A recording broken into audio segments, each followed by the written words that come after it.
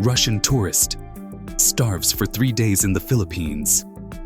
A true story of survival and kindness.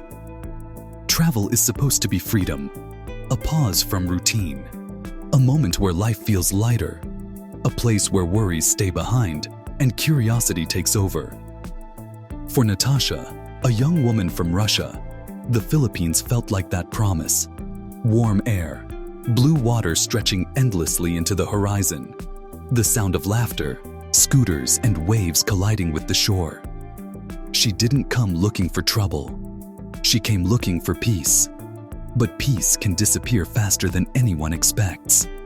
And sometimes, losing everything is the moment that reveals the true nature of the world.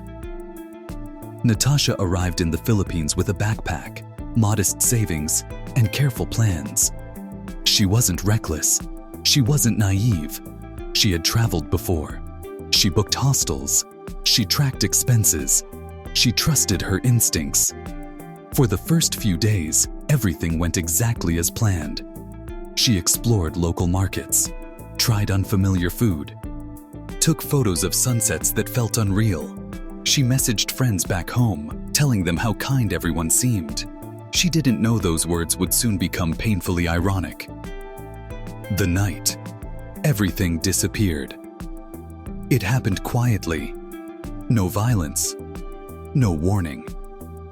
One evening, after returning from a small local bar, Natasha noticed something felt wrong. Her bag wasn't where she left it. At first, she laughed nervously, told herself she had moved it. Maybe she was tired. Maybe she forgot. She searched again and again. Her heartbeat grew louder. Inside that bag was everything.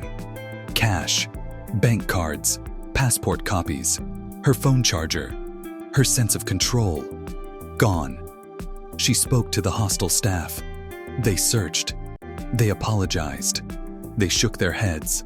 No cameras caught anything useful. No witnesses saw a thing. The thieves were invisible. And suddenly, so was her safety. Shock before fear.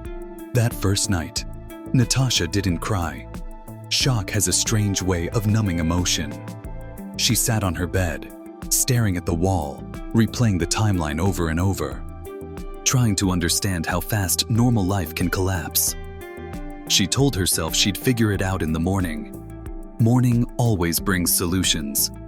At least, that's what people believe. Day 1. Hunger begins. The sun rose, and with it, the reality set in. No money, no way to buy food, no phone credit to call home. She skipped breakfast, convincing herself it was temporary. She walked the streets, hoping to find a police station, an embassy contact, anything. But hunger doesn't wait for plans. By midday, the tropical heat pressed against her skin. Sweat soaked her clothes. Her stomach felt hollow, not painful yet, just empty. She watched tourists eating freely, laughing, complaining about prices, throwing leftovers away. She didn't envy them. She simply noticed how close she was to becoming invisible. By evening, she felt weak. She didn't want to sleep in the hostel anymore. She felt embarrassed, ashamed.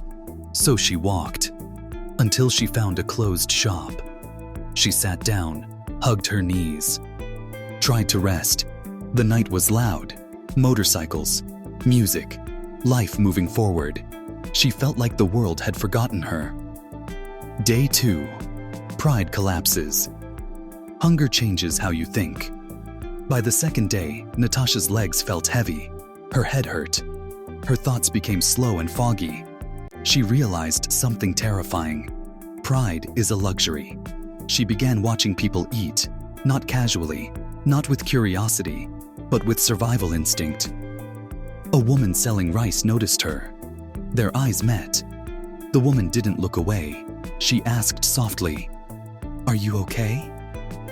Natasha shook her head. That was all. The woman didn't interrogate her, didn't demand proof, didn't judge. She handed Natasha a plate of rice and fish, and in that moment, Natasha broke. She cried while eating, quietly, uncontrollably. Not because of hunger alone, but because someone saw her. The small kindnesses multiply. In small communities, people notice things. By the third day, locals had seen her wandering, sitting, waiting. A fisherman handed her water. A shop owner let her rest in the shade. A family invited her to share lunch. No one asked for repayment. No one filmed her. They didn't see a foreigner. They saw a human being in need.